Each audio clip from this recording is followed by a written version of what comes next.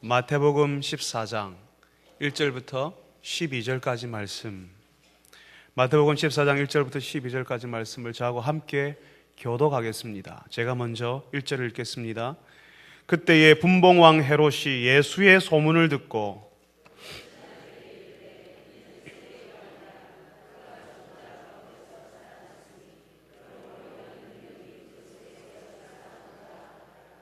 전에 헤롯이 그 동생 빌립의 아내 헤로디아의 일로 요한을 잡아 결박하여 옥에 가두었으니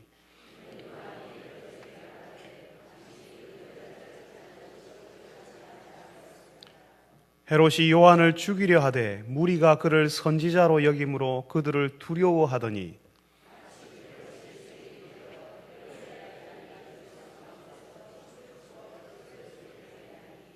헤롯이 맹세로 그에게 무엇이든지 달라는 대로 주겠다고 약속하거늘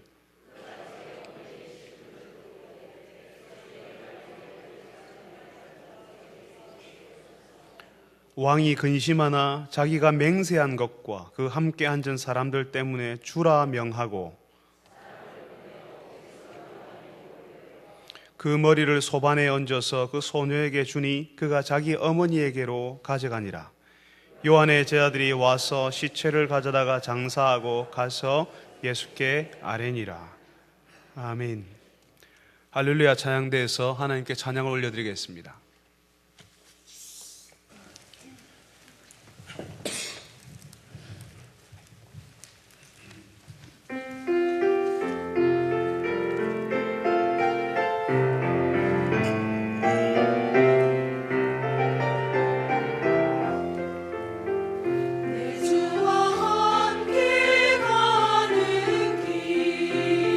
그 길이 멀고도 더 멀지라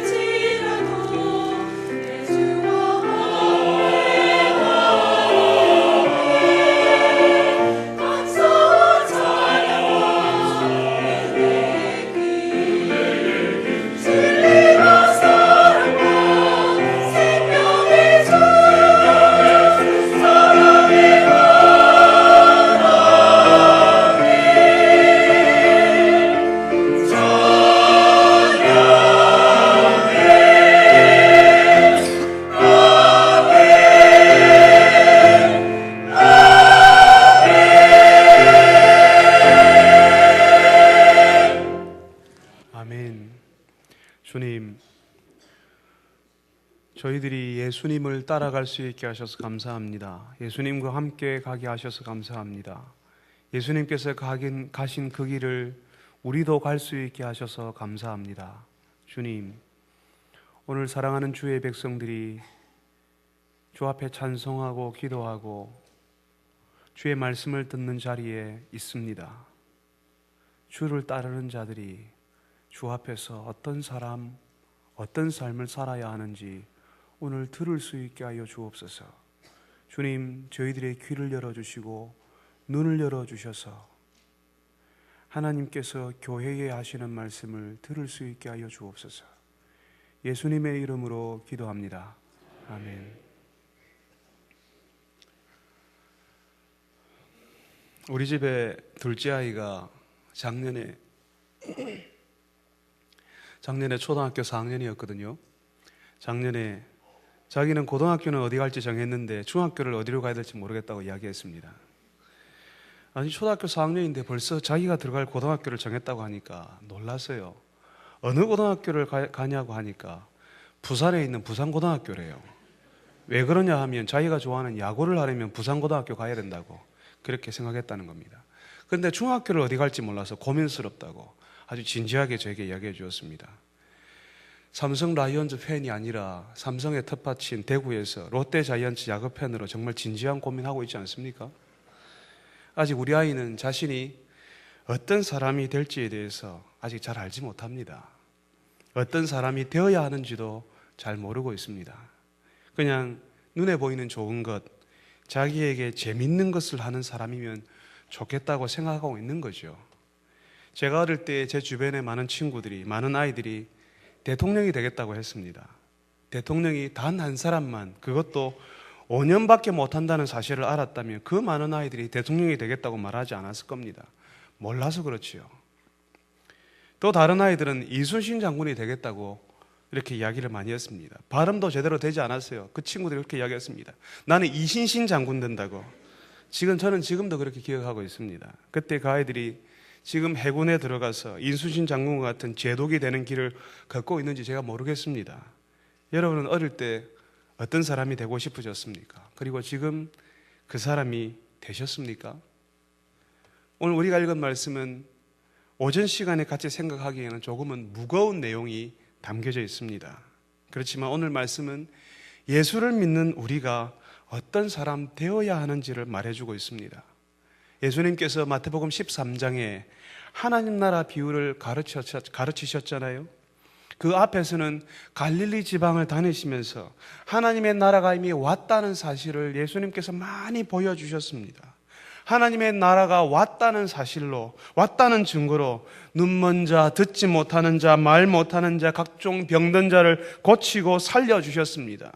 사람들 사이에서 엄청난 소용돌이를 일으키시더라는 겁니다. 하나님의 나라가 저 멀리 있는 것이 아니라 우리가 죽어서 가는 것이 아니라 이미 이 땅 가운데 예수님께서 그 하나님의 나라를 몰고 오셨다는 사실을 보여주시기 위해서 실제로 하나님의 나라에는 눈먼 자들이 없잖아요. 하나님의 나라에는 입이 막혀버리고 혀가 묶여있는 사람이 없잖아요.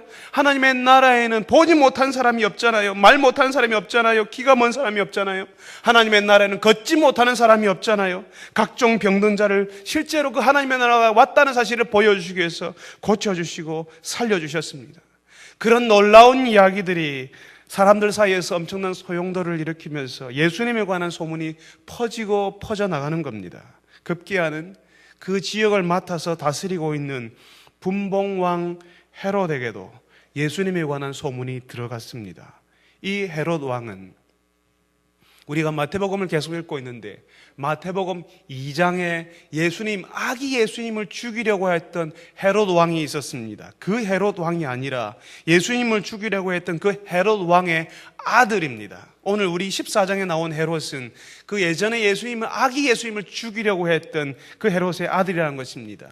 그 마태복음 2장에 나오는 그 헤롯에게는 세 아들이 있었는데 그 세 아들들에게 이 헤롯 왕이 자신의 왕국을, 자신의 이름을 따라 있는 그 헤롯, 세 사람의 헤롯에게 자신의 왕국을 세 개로 나누어 물려주었습니다. 성경에서는 그 헤롯의 아들들을 분봉왕이라고 부르고 있습니다. 그러니까 엄밀하게 말하면 왕이 아니라 지역을 책임지는 영주였다는 것입니다. 오늘 말씀에 나오는 헤롯은 헤롯 안티파스, 갈릴리 지역을 다스리는 분봉왕 영주였습니다. 이 분봉왕 헤롯이 예수님의 소문을 듣고 누가 다시 살아났다고 이야기합니까? 이 분봉왕 헤롯에게도, 갈릴리 지역을 다스리는 왕 이 영주 이 헤롯에게도 예수님의 소문이 들었는데, 이 소문을 듣자마자 이 헤롯 왕은 누가 다시 살아났다라고 생각하고 있습니다. 누가 살아났다고요? 세례 요한이요. 헤롯의 이 이야기를 들으면 벌써 세례 요한이 죽은 사람이라는 사실을 알 수가 있습니다. 세례 요한이 다시 살아난 것이 틀림없다라고 헤롯이 이야기하잖아요. 그것을 들으면 분명히 이 세례 요한은 죽은 사람입니다. 이미 세례 요한은 헤롯에게 살해당한 사람이었습니다. 이미 헤롯이 죽인 사람이었지만 분봉왕 헤롯은 예수님의 소문을 듣자마자 세례 요한이 다시 살아났다고 말할 정도로 세례 요한을 두려워하는 것을 볼 수가 있습니다. 도대체 세례 요한은 어떤 사람이었길래 분봉왕 헤롯이 이처럼 두려워합니까? 세례 요한은 어떤 사람이었을까요? 세례 요한은 유대 광야에서 설교하던 설교자였습니다. 여러분들이 마태복음, 마가복음, 누가복음, 요한복음, 여러분이 첫 장면을 계속 한번 읽어가시다 보면, 첫 부분을 읽어가시다 보면 거기에 세례 요한에 관한 이야기가 계속 반복되어서 나오는 것을 볼 수가 있습니다. 복음서에는 이 세례 요한이 정말 중요한 사람입니다. 세례 요한은 유대 광야에서 설교하던 사람이었고, 예수님의 이야기를, 예수님의 길을 먼저 예비했던, 예수님의 길을 닦아 놓았던 사람이었습니다. 요한의 메시지를 한마디로 말하면 회개하라, 천국이 가까워왔느니라 하는 것이었습니다. 회개하라, 하나님의 나라가 왔다 하는 것입니다. 그 당시 유대 백성들은요, 하나님의 나라를 목이 빠져라, 눈이 빠져라 기다리고 있었거든요. 이민족들이 유대 백성들을 다스리고 있었고, 사람들이 뻑하면 그 나라에는 밀란이 일어나고 반란이 일어나고 있고, 엄청난 세금으로 사람들의 가정경제가 파탄이 나는 그런 지경 가운데 있었습니다. 종살이로 다른 곳으로 떠나가는 사람들이 많았습니다. 하나님의 그 성전에서 제사하는 일이, 제사장은 로마 황제가 임명하는 일이 이미 유대 가운데 일어났습니다. 거룩한 가문에서 제사장이 나오는 것이 아니라, 하나님이 임명하는 것이 아니라 로마 황제가 제사장을 임명하는 일이 유대교 가운데 일어났다는 것입니다. 그래서 정말 제대로 된 하나님 신앙, 제대로 된 하나님의 나라가 자기들에게 오기를 눈이 빠져라 기다리고 있었습니다. 그런데 요한이 와서 뭐라고 이야기합니까? 하나님의 나라가 왔다고 하잖아요. 그러니까 사람들이 놀라는 겁니다. 그리고 요한의 설교를 들으러 그 광야로 몰려가는 겁니다. 그러면서 사람들이 궁금해합니다. 어느 날 갑자기 나타난 저 세례 요한의 정체가 뭘까? 하나님의 나라가 왔다고 저렇게 담대하게 말하는 저 사람은 과연 누굴까? 그래서 사람들이 물어봤습니다. 당신은 누구십니까? 혹시 당신이 오신다고 하는 그 구원자, 구약 성경에서 오신다고 계속 약속했던 그 구원자 그리스도입니까? 아니라고 이야기하거든요. 그렇다면, 만약에 아니라면 그 그리스도가 오시기 전에 오신다고 약속했던 혹시 선지자 엘리야입니까? 그때 세례 요한이 뭐라고 합니까? 나는 구원자도 아니고 그 선지자도 아니고 나는 광야에서 외치는 자의 소리다라고 이야기합니다. 세례 요한은 자신을 소개할 때에 광야에서 외치는 자의 소리라고 말하고 있습니다. 광야에서 외치는 자의 소리. 도대체 이 사람은 광야에서 어떤 소리를 내었길래 그 광야로 수많은 사람들이 몰려왔을까요? 우리 집 아이가 집에서 바이올린을 연습을 합니다. 악보에 나와 있는 대로 정확하게 소리 내기 위해서 연습을 하지요. 저는 악보를 볼 줄 모릅니다. 자랑이 아닌데 크게 이야기해서 죄송합니다. 저는 악보도 볼 줄 모르고 악기를 다룰 줄도 모릅니다. 그래서 우리 아이들이 연습하는 것을 보면 정말 놀랍고 감사하고 대견하기까지 합니다. 그런데 제 아내는 아이들이 연습할 때마다 아이들에게 이야기를 합니다. 그 음이 아니라고요. 그 소리가 아니라고요. 제가 들을 때는 아무 문제 없거든요. 그런데 아내가 들을 때는 다른 소리가 들리는 모양입니다. 소리를 구분할 줄 아는 사람은 들으면 다른 소리를 내는 것은 아주 불쾌하고 참기 힘든 소리인 거죠. 소음으로 들리는 거죠. 그래서 아이들은 정확한 소리를 내기 위해서 연습하고 또 연습합니다. 사실 매주일 아침마다 찬양하는 찬양대원들도 악보대로 정확한 소리를 내기 위해서 연습하고 있지 않습니까? 조금만 이상한 소리, 다른 소리가 나오면요, 저는 들을 때 아무 문제 없는데 우리 교회 지휘자님들은 가만히 있지 않습니다. 악보를 도대체 어디 펴놓고 있냐고 호통을 치지 않습니까? 제대로 된 소리를 만들기 위해서 그렇게 하는 겁니다. 그렇지만 소리를 정확히 낼 수 있다고 해서 의미 있는 소리를 내는 것은 아닙니다. 메시지가 있는 소리, 울림이 있는 소리는 다른 것입니다. 혹시 어떤 사람의 노래나 연주를 들으면서 눈물 흘리며 들어보신 적이 있습니까? 저는 우리 아이가 연습하는 바이올린 소리를 들으면서 아직 한 번도 감동을 받은 적은 없습니다. 물론 하나님께서 저와는 다르게 악기를 다룰 수 있는 기회를 주신 것 때문에 감사는 하고 있습니다. 정확한 소리를 내었기 때문에, 틀리지 않고 악보대로 연주했기 때문에 사람들에게 감동을 주는 것이 아닙니다. 그 소리에 그 사람의 인생, 그 사람의 감정, 그 사람의 살아온 날을 집어넣을 수 있어야 비로소 사람들에게 감동을 주는 것입니다. 어떤 사람의 노래나 연주를 들으면서 감동이 되고 눈물이 나는 것은 어린아이들의 피아노나 바이올린으로 유치원 발표회나 학교 발표회 때 듣는 것이 아닙니다. 저는 오랜 기간 동안 연습하고 연주해온 노년의 백발이 성생한 피아니스트나 바이올린 연주자가 혼신의 힘을 다해서 그 곡을 연주할 때에 정확한 소리만이 아니라 의미 있는 소리를 내려고 할 때에 감동을 받았습니다. 노래하는 사람이 정확한 소리를 낼 뿐만 아니라 그 소리에 자신이 경험한 인생의 울림을 같이 드러내려고 할 때에 비로소 감동이 찾아오는 것입니다. 여러분, 그래서 정확한 소리에 의미를 집어넣고 울림을 집어넣는 것은 정확한 소리를 내는 것보다 훨씬 힘들고 훨씬 시간이 많이 걸리는 일입니다. 세례 요한은 자신을 광야에서 외치는 자의 소리라고 하지 않습니까? 세례 요한이 광야에서 내었던 소리는 하나님의 뜻을 정확히 말하는 소리, 하나님의 뜻을 말할 때 울림이 있고 의미가 있고 메시지가 있는 소리였습니다. 이 사람이 하나님에 대해서 말할 때는 사람들이 두려움을 느끼게 되었고 사람들의 영혼이 움직이는 소리가 되어서 나타났다는 것입니다. 그리고 광야에서 정확한 소리, 울리는 소리, 의미 있는 소리, 하나님의 소리를 내니까 사람들이 듣기 위해서 몰려오기 시작했습니다. 요한이 어디에서 활동했다고요? 자신이 어디에서 외치는 자의 소리라고 말합니까? 광야에서 외치는 자의 소리라고요. 광야가 사람들이 모여 살던 장소였습니까? 그렇지 않습니다. 광야, 사람들이 살지 않는 곳, 그 척박한 땅에 사람들이 모여들기 시작했습니다. 그 소리를 듣기 위해서요. 세례 요한이 내는 소리, 세례 요한이 되었던 그 소리를 듣기 위해서 사람들이 모여들기 시작했습니다. 저는 세례 요한을 볼 때마다 설교자가 이래야 한다고 생각합니다. 하나님의 뜻을 전하는 설교자가 정확한 소리, 의미 있는 소리, 하나님의 소리를 내어야 한다고 믿습니다. 그리고 그 소리는 영혼을 울리고 움직이는 소리여야 한다고 믿고 있습니다.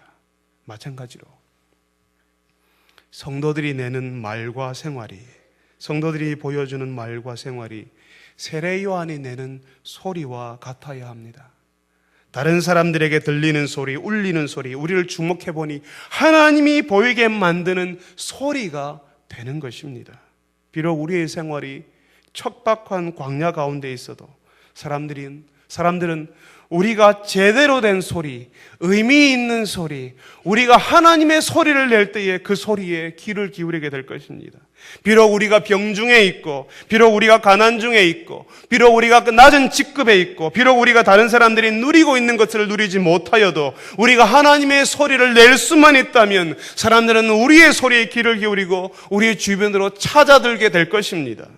사랑하는 성도 여러분, 그렇다면 우리가 어떻게 하나님의 소리가 될 수 있을까요? 우리는 어떻게 하나님의 소리를 낼 수 있을까요? 찬양대의 찬양을 예배 중에 드리기 전에 저는 찬양대원들과 함께 기도하러 찬양대 연습실로 갑니다. 거기서 기도하는 것 중에 하나는, 꼭 빠뜨리지 않고 하는 기도는 찬양대원들이 경험한 하나님을 노래하게 해달라는 것입니다. 하나님을 아는 자의 찬양을 부르게 해달라는 것입니다. 신앙 고백이 없는 노래, 하나님을 알지 못하는 찬송은 그야말로 요즘 유행하는 말로 립싱크가 아닙니까? 그만 입만 벌려서 하는 것 아닙니까? 하나님을 향한 신앙 고백이 없는 노래는 찬송이 아닌 것입니다. 하나님을 아는 자가 부르는 노래는 찬송이 되지만 하나님을 모르는 자가 부르는, 자신의 만족을 위해 부르는 노래일 뿐입니다. 우리가 하나님을 들을 때에, 우리가 하나님을 무수하게 들을 때에, 우리의 귀에 하나님이 들리기 시작할 때에, 하나님을 경험할 때에 우리는 하나님의 소리를 내게 되어 있습니다. 우리의 어린아이들이 무수하게 엄마가 아빠가 내는 소리를 듣고 그 소리를 따라서 정확하게 자신의 발음으로 소리를 내는 것처럼, 그렇게 우리가 하나님의 소리를 들을 때에, 계속 하나님을 경험하고 하나님의 소리를 들을 때 우리도 하나님의 소리를 내는 것입니다. 그리고 오랜 시간 동안 우리의 삶 가운데 말씀하시고 인도하시고 경험케 하시는 그 하나님의 은혜가 다른 사람을 향하여서 의미 있는 하나님의 소리, 들을 때에 두려운 하나님의 소리, 절대로 무시할 수 없는 하나님의 소리를 내게 만드는 것입니다. 하나님께서 우리가 그런 하나님의 소리들이 되기 원하십니다. 여러분 생각해 보십시오. 나는 하나님의 소리를 지금도 듣고 있는지, 하나님의 소리를 듣고 또 듣고 있는지, 정확한 소리를 내기 위해서, 의미 있는 소리를 내기 위해서 지금도 하나님의 소리를 듣고 있는지, 하나님의 소리를 정확하게 내고 있는지 생각해 보십시오. 하나님께서는 우리가 우리의 가족과 우리 친구들에게, 이웃들에게 하나님의 의미 있는 소리가 되기를 원하십니다. 그 하나님의 소리, 의미 있는 소리, 영혼을 울리는 소리는 금방 만들어지는 것이 아닙니다.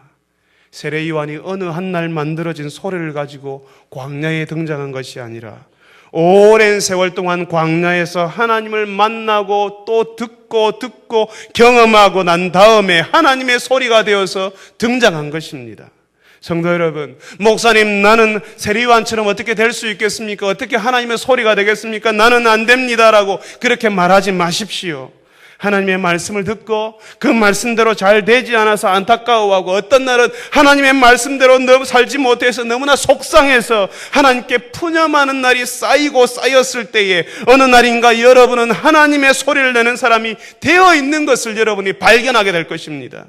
여러분이 어떤 직업을 가졌든, 여러분이 어떤 자리에 있는 사람이든, 어떤 직급에 있든, 어떤 사업을 하는 사람이든, 어떤 모습으로 살아가든 여러분의 소리에는 여러분의 직업, 여러분의 자리, 여러분의 모습이 다 녹아있고 그 가운데 여러분을 훈련시키시는 하나님의 은혜가 녹아있을 것입니다. 그래서 여러분이 이야기할 때에, 그래서 여러분이 소리를 낼 때에 사람들이 무시할 수 없는 소리, 하나님을 두려워하는 소리, 비록 척박한 광야와 같은 곳에서 살아가지만 인생의 깊은 진리를 담아서 울림이 있는 그런 소리를 내실 수 있게 될 것입니다. 사랑하는 성도 여러분, 그런 소리를 내는 사람, 비록 척박한 광야에 있어도, 다른 사람처럼 헤롯처럼 궁전에 살지 못해도, 멋진 곳에서 여러분들이 멋들어지게 살지 못해도, 비록 광야에 있어도 하나님을 드러내는 소리가 되게 해달라고 기도하시는 여러분 되시기를 바랍니다. 오늘 우리가 읽은 말씀은 이런 소리를 내는 세례 요한을 헤롯이 어떻게 했는지 기록하고 있습니다. 이미 헤롯은 이 세례 요한을 옥에 가두어둔 상태였습니다. 왜냐하면 세례 요한이 자꾸 귀에 가시 같은 말을 하잖아요. 예전에 분봉왕 헤롯이 이 헤롯이 동생 빌립의 아내 헤로디아와 결혼했습니다. 그러니까 사실은요, 이게 참 복잡한 게요, 자신의 동생의 아내를 데리고 와서 자기가 결혼을 했습니다. 그런데 자기가 데리고 온 그 아내는 자신의 조카입니다. 이 헤로디아는요, 헤롯과의 관계가 조카와 삼촌의 관계거든요. 그런 결혼을 했을 뿐만 아니라 이 조카가 자신의 동생의 아내였는데, 동생하고 결혼했는데 그 여자와 결혼한 겁니다. 그 사실에 대해서 세례 요한이 옳지 못하다고 소리치는 것입니다. 하나님의 소리를 내는 하나님의 사람들은 그냥 영적인 일만 관여하는 사람들이 아닙니다. 교회 안에서 큰 소리 치는 사람들이 아닙니다. 영적이라는 것은 실제로 우리의 현실, 정치, 경제, 사회, 문화에 다 연결이 되는 것입니다. 그러니까 하나님의 말씀의 눈으로, 영적인 눈으로 우리가 하고 있는 것들을 판단하는 것입니다. 이 세상의 정치와 경제와 사회와 문화 현상을 판단하는 것입니다. 내가 사는 사업이, 내가 하는 직업이, 내가 지금 투표하는 그것이, 내가 하고 있는 모든 일들이 하나님의 눈으로, 하나님의 말씀으로 어떻게 해야 될지를 판단할 수 있어야 하는 것입니다. 세례 요한은 광야에서 하나님의 소리가 되어서 헤롯의 그 동생의 아내와 결혼한 것에 대해 영적인 판단을 내리고 그것이 잘못되었다고 말하고 있습니다. 그 일로 세례 요한은 옥에 갇혔습니다. 그런데 헤롯의 아내였던 헤로디아는 이 세례 요한이 눈의 가시 같은 존재였습니다. 감옥에 있는 것으로 성에 차지 않아서 이 세례 요한이 죽어야 한다고 생각했습니다. 그래서 요한을 죽일 수 있는 방법을 찾고 있던 차에 좋은 기회가 오지 않았습니까? 어떤 기회입니까? 헤롯이 생일이 되어서 생일 잔치를 하는데 그 지방에 한다 하는 사람들이 다 모였습니다. 수많은 사람들이 연회장에 다 모였을 때에 그때 헤로디아의 딸이 들어와서 헤롯과 그 사람들을 정신을 쏙 빼놓는 춤을 추었습니다. 사람들이 전부 헤롯의 딸을 보면서 헤롯을 전부 다 칭찬하기 시작했을 겁니다. 헤롯의 어깨가 으쓱하고요, 헤롯의 이름이 한껏 올라갈 수 있는 멋진 공연이었을 겁니다. 그래서 공연이 끝나고 난 다음에 헤롯은 그 소녀에게 무엇이든지 말해봐라, 내가 네가 해달라는 대로 다 해주겠다고 맹세까지 합니다. 뭐든지 원하는 것을 말해보라고요. 그런데 이 소녀가 정말 겁없는 요구를 하지 않습니까? 뭘 원했습니까? 이 소녀가 원한 것은 세례 요한의 머리였습니다. 춤추는 소녀가 요구할 수 있는 것을 넘어선 것이죠, 그죠? 자신의 어미 헤로디아의 이야기를 듣고 와서 세례 요한의 머리를 소반해 달라고 부탁합니다. 많은 사람들 앞에서 뭐든지 들어주겠다고 호언장담한 헤롯은 요한의 머리를 달라고 하는 말에 고민이 될 수밖에 없습니다. 세례 요한을 수많은 사람들이, 궁전 바깥에 있는 수많은 사람들이 따르고 있다는 사실을 알고 있고, 그 세례 요한의 사람들에게 선지자라는 사실을 헤롯도 알고 있지 않습니까? 결정적으로 헤롯은 정치가입니다. 정치하는 사람입니다. 궁전 바깥에 수많은 사람들이 그 선지자를, 세례 요한을 좋아하는데 그 세례 요한을 감옥에 가둬두는 두었지만 죽여버리면 자신의 인기가 땅에 처박힐 것이라는 사실을 알고 있지 않습니까? 사람들의 평가가 아주 차가워진다는 사실을 알고 있습니다.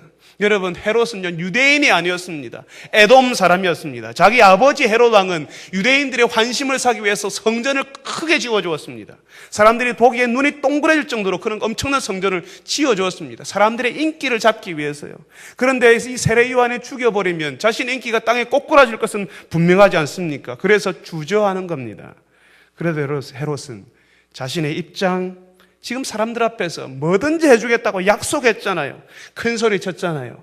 자신의 한 말을 지키지 않으면 사람들이 자신을 우습게 여길 수도 있다는 그 체면 때문에 결국 세례 요한의 목을 베라고 명령합니다.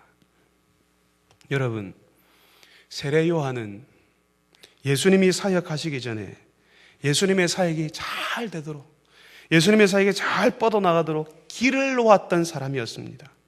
예수님을 만나서는, 직접 만나서는 예수님은 잘 되고 자신이 이제 무대의 뒤편으로 사라져야 한다고 스스로 그 사실을 알고 있었던 사람이었습니다. 그래서 예수님도 인정한 사람이었습니다. 구약의 선지자들 중에 가장 큰 사람이 세례 요한이라고 예수님이 말씀해 주셨습니다. 하나님의 소리가 되어서 광야에서 수많은 사람들에게 하나님을 대면하게 만들었던 그 세례 요한, 그 엄청난 사람이 한 소녀의 고작 춤값으로 죽음을 맞이하게 되었습니다. 여러분, 너무 허무하지 않습니까? 너무하지 않습니까? 사실 어이없고 화나고 정말 인정하기 싫은 죽음의 모습입니다. 어쩌면 우리 모두는, 심지어는 여기에 신앙생활을 하는 교회 안에 지금 들어와서 예배를 드리는 여러분 모두도 사실은 그렇게 생각할지도 모릅니다. 동화에서 나오는 마지막 구절처럼 이 땅에서 행복하게 잘 살았다고 하는 일이 우리 현실 가운데 일어나기를 바라고 있지 않습니까? 아무도 굵고 짧게 살고 싶어 하지는 않습니다. 누가 굵고 짧게 살고 싶다고 하겠습니까? 그저 가늘고 길게 살고 싶은 것이 우리의 마음일지도 모릅니다. 한 2년쯤 되었을까요? 제가 아는 사람 중에 한 분이 울산 대기업에서 근무하는데 그런 말을 하더라고요. 자기는 위로 올라가고 싶은 마음 없다고요. 그저 가늘고 길게 살고 싶다고 이야기했습니다. 이 시대에 평범한 회사원이 직급이 높아질수록 명예퇴직할 가능성이 높지 않습니까? 그래 좀 잘 되어서 잠깐 이사와 같은 임원이 되었지만 그냥 회사에서 나와야 하는 상황이 되니까요. 요즘 임원을 부를 때 임시 직원을 줄여서 부른다면서요. 임원이 되자마자 그냥 임시 직원이 되는 겁니다. 나갈 준비를 해야 되는 겁니다. 그냥 평범하게 오래 회사 다니고 싶은 마음을 그런 식으로 표현하는 것 아니겠습니까? 사실 모든 부분에 있어서 많은 신앙인들이 그런 마음을 같이 가지고 있습니다. 우리가 사실은 신앙생활을 하는 이유조차도 별 어려움 없이 여기서 좀 살고 싶어서, 가늘고 길게 살고 싶어서 신앙생활을 하고 있는 분들이 있을 수도 있습니다. 심지어는 어려움 없이 죽음마저도 내가 원하는 죽음, 죽음의 모습조차도 내가 원하는 죽음의 모습을 맞기를 원해서 자식들 모아놓고 제대로 된 유언 한 마리 남기면서 고통 없이 죽음을 맞는 것을 원하지 않습니까? 얼마 전까지 9988-234라는 말도 유행했습니다. 99세까지 팔팔하게 살다가 한 2, 3일 아프고 죽는 것을 말하지요. 사람들은 그렇게 되고 싶다는 것입니다. 정말 그렇습니다. 하나님께 충성스럽고 예수님의 사역에 길을 놓았던 사람, 하나님의 소리가 되었던 세례 요한의 죽음의 모습은 우리가 기대하는 죽음의 모습이 아닙니다. 그렇지만 요한도 그렇게 생각했을까요? 제가 여러분에게 한번 묻겠습니다. 세례 요한이 감옥에서 자신의 목을 베러 오는 시위대 군사를 보면서 자신의 살아왔던 인생을 한탄하고 자신을 그렇게 버려두신 하나님을 원망하였겠습니까? 아니면 이제 여기서 하나님께서 자신에게 맡기신 사명이 끝났고 이제는 하나님께로 간다고 생각했겠습니까? 여러분, 하나님께 붙어 있는 사람, 이미 하나님께로부터 생명을 얻은 사람은 이 육신의 죽음의 모습이 아무 의미 없습니다. 그 사람이 목베임을 당했든 교통사고를 당하든 병상에서 암투병을 하다가 아주 볼품없는 육신의 모습으로 죽음을 맞이하든 그게 뭐가 그렇게 중요합니까? 죽음의 모습이 중요한 것이 아니라 그 죽음을 맞을 때까지 하나님의 사람이었고 그 죽음을 맞는 순간도 하나님의 사람인 것이 더 중요한 것입니다.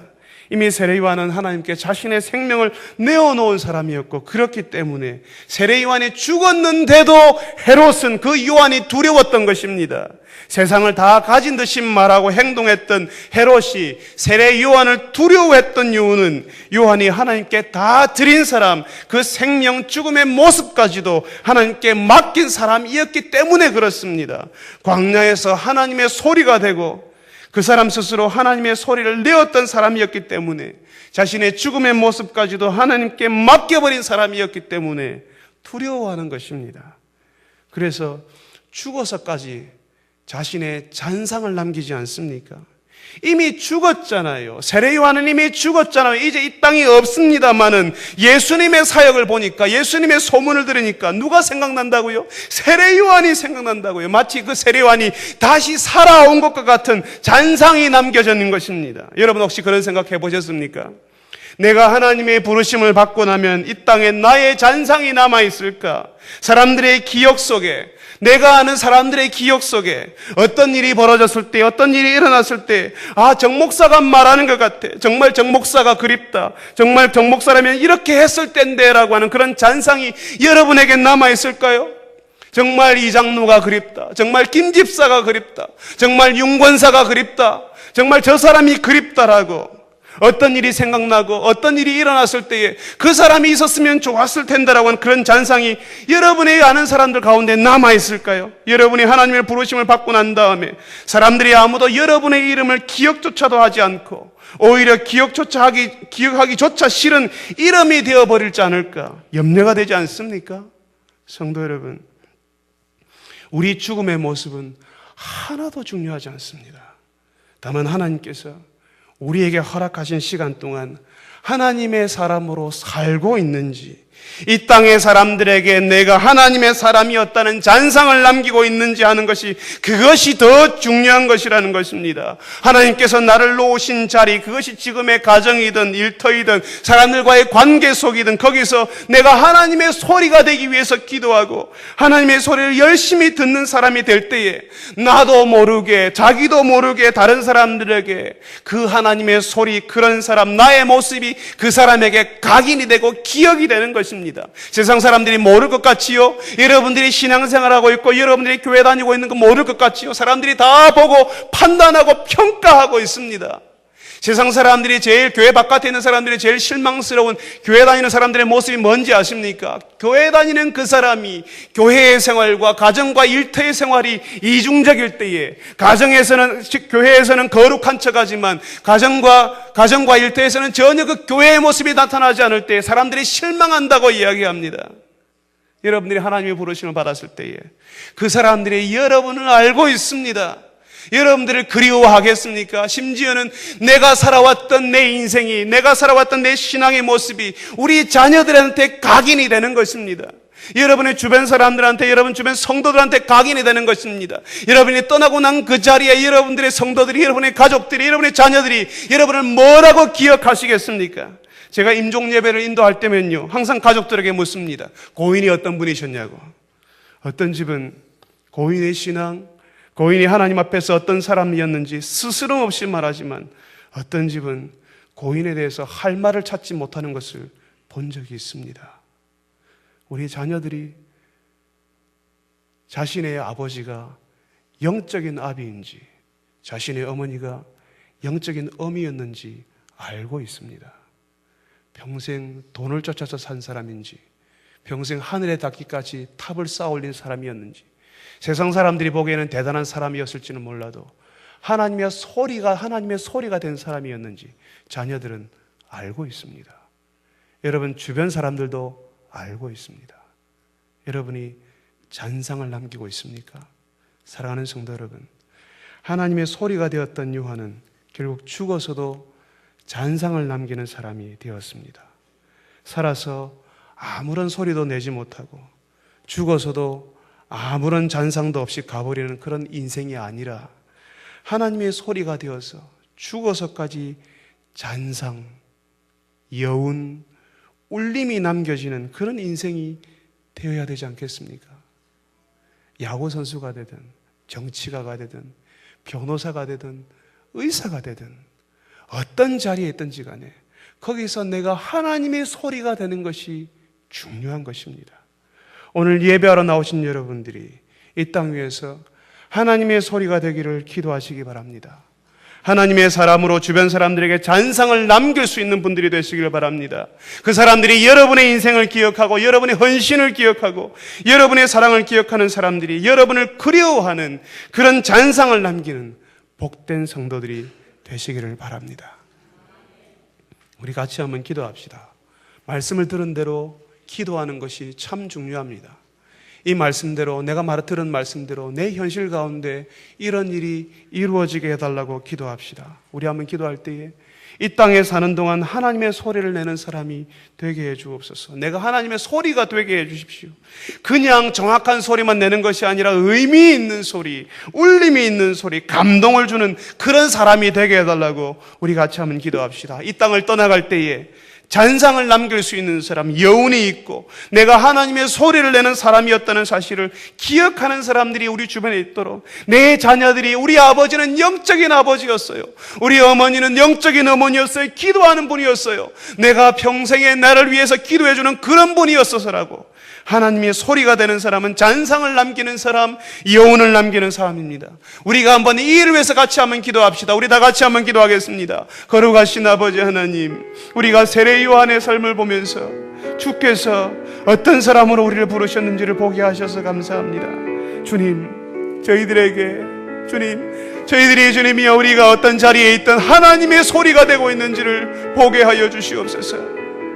주님, 제가 하나님 앞에서 하나님의 소리, 의미 있는 소리, 울림이 있는 소리, 영혼을 움직이는 소리, 하나님께서 기뻐하시는 소리를 내고 있는지 보게 하여 주시옵소서. 주님, 그리하여서 주께서 우리를 부르실 때, 우리 자리에서 우리를 떠나게 하실 때 그 자리에 잔상이 남아있고 여운이 남아있고 울림이 있는지를 주님 보게 하여 주시옵소서. 아버지 하나님, 내가 이 땅에 살아가는 동안, 우리가 이 땅에 살아가는 동안 우리도 모르는 사이에 주님이여 저희들이 잔상을 남기고 있고 각인시키고 있고 울림을 주고 있고 영향을 주고 있다는 사실을 알고, 아버지 하나님, 저희들이 이 일을 위해서 기도하는 주의 백성들이 되게 하여 주시옵소서. 걸어가신 아버지 하나님, 세례 요한은 광야에서 외치는 소리라고 자신을 소개했습니다. 한번 들리고 지나가 버리는, 잊혀져 버리는 소리가 아니라 사람들에게 잔상을 남기고 울림을 주고 여운을 주는 그런 소리를 내었던 사람이었습니다. 예수를 따르는 저희들이 이 땅 위에서 살아갈 때에 우리의 삶의 자리에서 여운을 남기고 울림을 주는 그런 소리를 내고 있는 사람들인지, 내가 하나님의 소리가 되고 있는지 보게 하여 주시옵소서. 우리의 직업이 어떠하든, 우리의 형편이 어떠하든, 우리가 어떤 자리에 있든 하나님의 소리를 내는 사람들인지, 하나님의 다듬어진 소리, 준비된 소리, 울림이 있는 소리, 감동을 주는 소리를 내고 있는지 주님 보게 하여 주시옵소서. 그리하여서 주께서 우리가 그 자리를 떠나게 하실 때에 잔상이 남아서 그 사람이 그립고, 그 사람이 한 일들이 그립고, 그 사람이 보여준 하나님의 소리가 그리워하는 그런 잔상이 남겨지고 울림이 있는, 여운이 남겨지는 그런 인생을 사는 주의 백성들이 되게 하여 주시옵소서. 자신의 자녀들이 우리 아버지는 영적인 아비였다고, 우리 어머니는 영적인 어미였다고 기도하며 평생에 하나님의 소리가 되기 위해서 노력하였던 사람이라고 고백하는 그런 여운이 남겨지는, 사람들의 잔상이 남겨지는 그런 주의 백성들이 되게 하여 주시옵소서. 예수님의 이름으로 기도합니다. 아멘. 같이 찬송하겠습니다. 찬송가 455장입니다. 이 찬송 부르시면서 준비하신 대로 하나님 앞에 예물을 드리겠습니다. 찬송가 455장입니다.